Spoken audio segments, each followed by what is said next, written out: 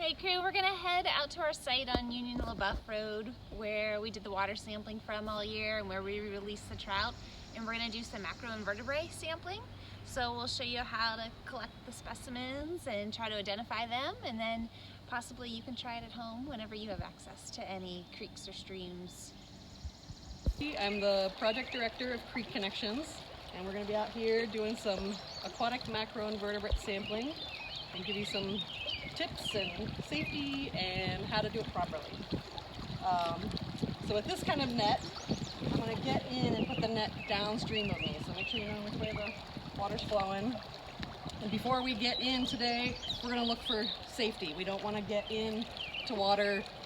I wouldn't recommend getting in water that's above your knees. It's going to be really hard to find living things. The shallower, the better, and the safer. And in this big creek today, if we walked all the way across, we would hit some deep spots and maybe even get over our heads in some of the pools. So we're going to stay in the very shallow spots, which is the best place to find what we're looking for anyway. I'm going to put it downstream of me, and then I'm going to rough up the rocks right upstream of the net. So another word used to describe the aquatic macroinvertebrates is often benthic. Benthic means lives on the bottom. So these critters are going to live under these rocks. They're not up in the water because that's where the other critters live, the fish that want to eat them. So they're going to live in the rocks. So you really got to get your toes down in there and turn over the rocks, and it'll make the water, they'll make the water look like chocolate milk. And that's how you know you're doing it right. And then when I bring it up, it doesn't, like sometimes you'll have a lot of rocks and sticks and things in there, but sometimes it just looks like dirt, which that's fine too. And some water in here to make it work.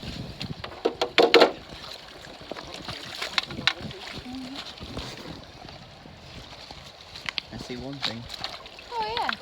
Around here we're always going to find something. Like some areas aren't so lucky, but you're never going to come up with no living things. So we're going to put stuff in this tray, look for things swimming around. They might be pretty darn small.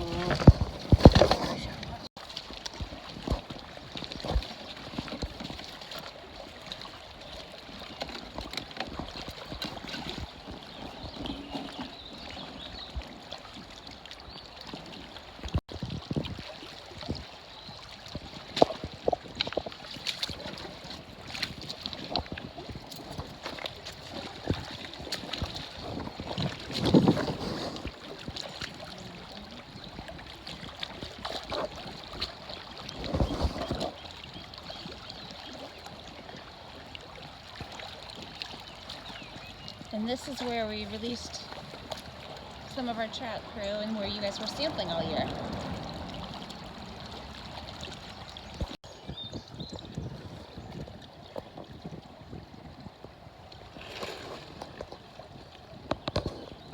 So crew, we're going to see if you can figure out if you can identify any of these.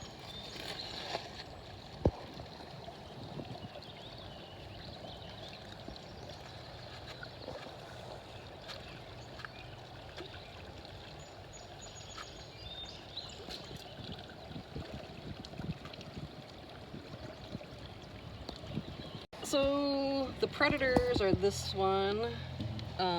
They're really stressed when they're in the tray, so they don't, even if they tend to clump up. The clumping up is because they're trying to hide under each other.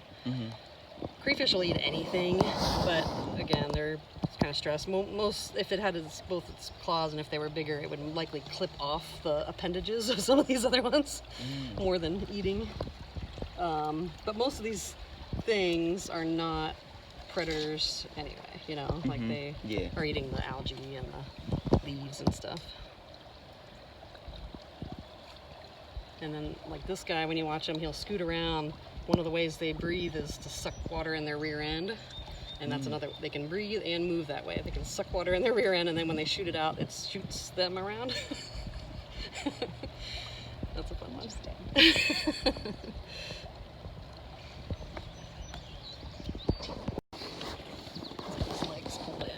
So this one in particular we'll start with, and I'll walk you through the key to see how this will work.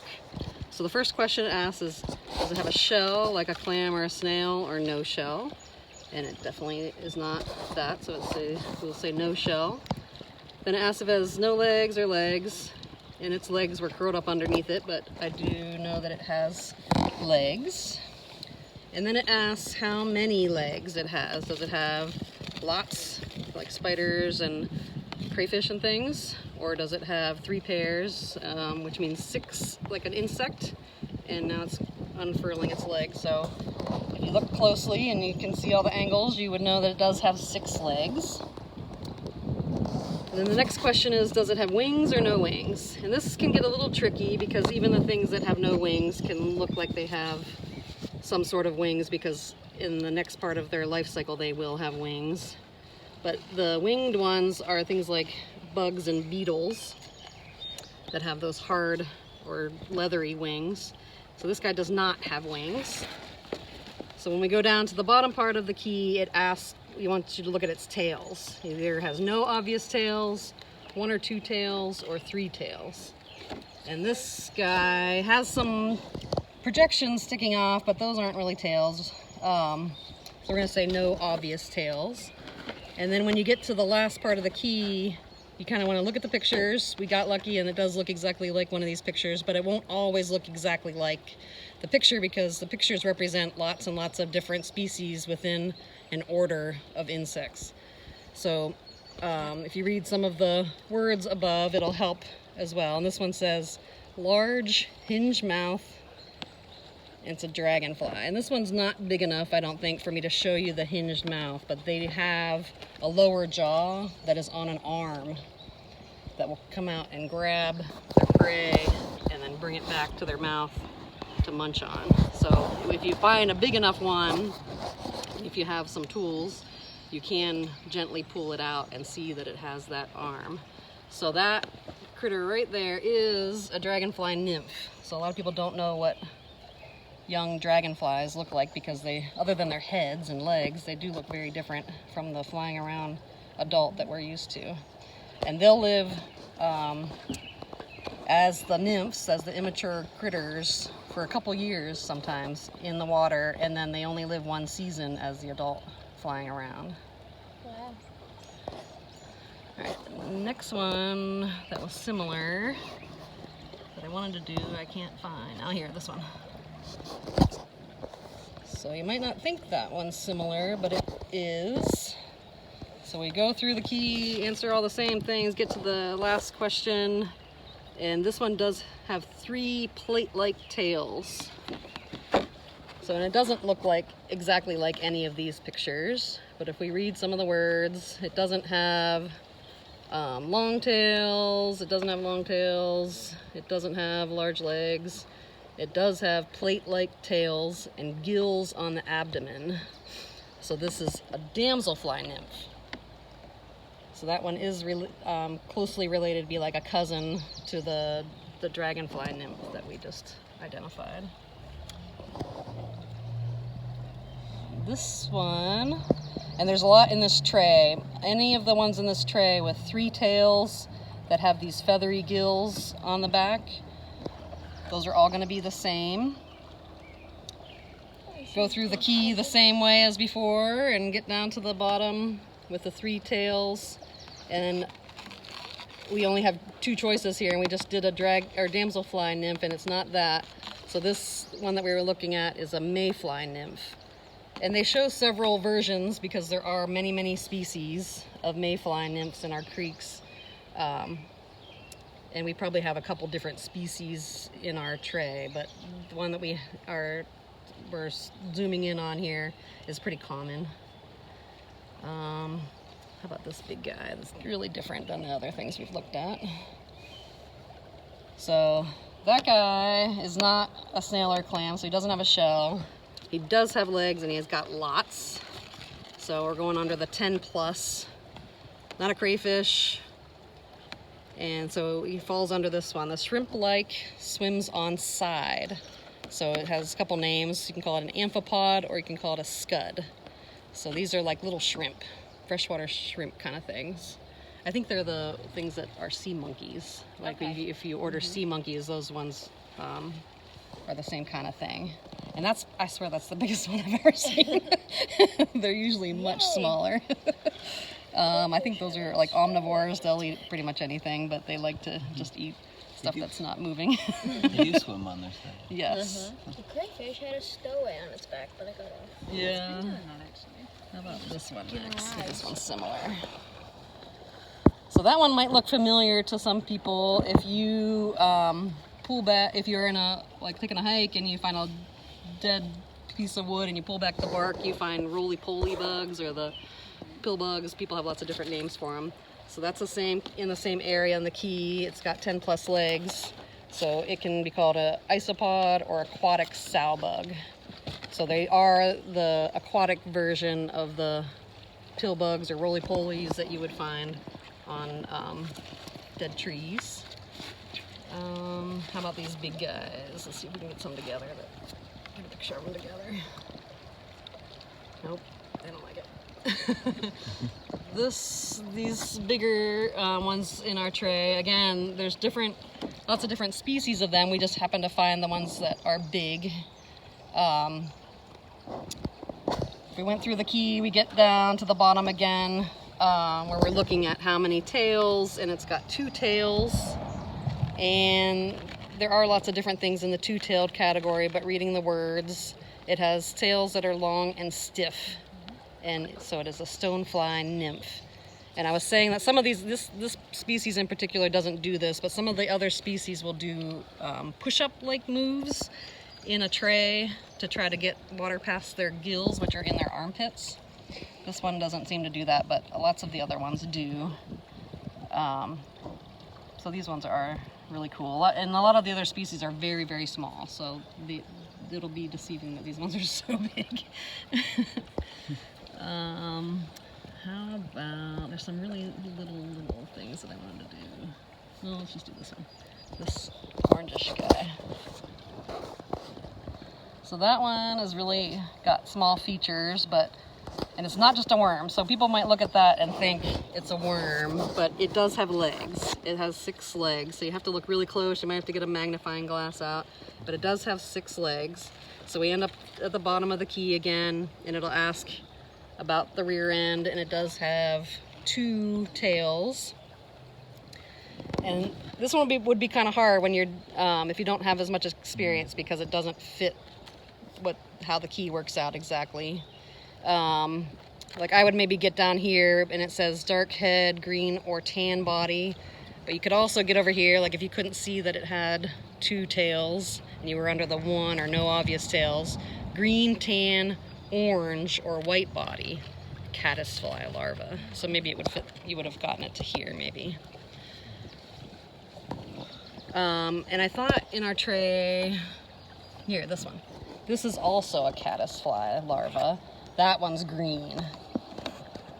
So again, the different species live a little bit differently. The green one builds little tennis nets on the rocks, and the net collects the stuff flowing down, which tends to be a lot of algae. And if you eat a lot of algae, you're gonna be green.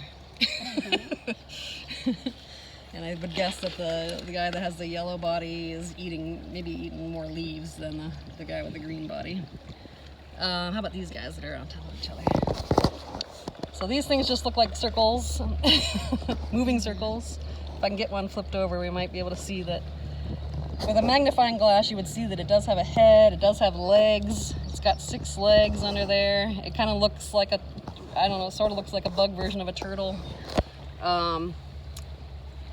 Going through our key, end up the same way. It would be really hard to use the key to get this if you didn't have experience with these guys, because it'd be hard to see the legs, and then you might not understand about the wings. But you would get down to no obvious tails, and then it says suction cup-like.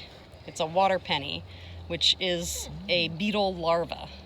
But it is the only critter that looks like that. So if you find anything that's just like a moving little circle, it's gonna be that. And they are a really good water quality indicator. So if you have water pennies, then you know the water is clean. It's a good thing. What are kind of crabs that live in the ocean that look like that? Oh yeah. Blue crab? Horseshoe crabs. Yeah. So you're right over this. This just looks like a speck, but this is a guy. This black thing with legs. Yeah, you can see it. Okay. Here. So that one, if we go through the key, we get to, it does have 6 legs, and this one does have wings. And again, you would not be able to see those. It's so tiny, and that's full size. That's as big as they get.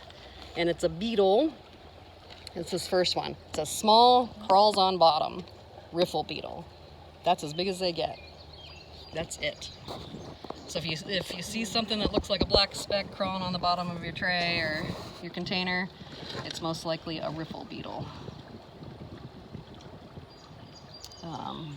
Show the crayfish next. Everybody's pretty familiar with crayfish, but they are covered on our key. This one's missing a claw, and they do grow claws back, but it takes a lot of energy. So just like some of the other animals that have regenerative capabilities, it takes up a lot of energy. So if people pull the claws off, or if they are constantly losing legs or claws to fighting with other animals, it does wear them down, and they're more likely to not survive.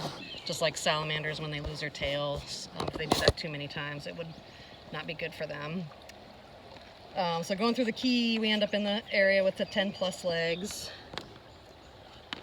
And I think it kind of disrespects them to say lobster-like. I think lobsters are crayfish-like. Someone's riding a worm.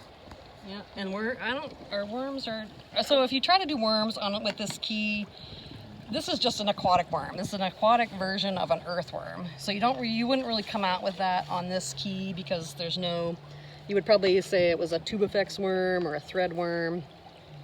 It wouldn't really just come out as an aquatic worm, but it is just an aquatic worm. This guy, is that the same guy? He just curled up. I was gonna say that's another version of our amphipod, but is there anything we didn't cover? I caught a crayfish once, and it pinched me, and then just Did it show dropped the the fish? claw and Yeah. left. Cody, you want to hold up the Yeah, you fish? can hold the fish. It's on our...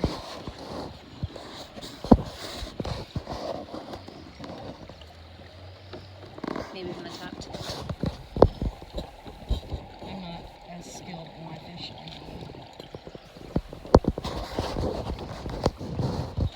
There's not very It's many hard when they're choices this on small. here. I know. Maybe it's in the perch family. I know it's not, but it does kind of look like a brook too. No, different markings.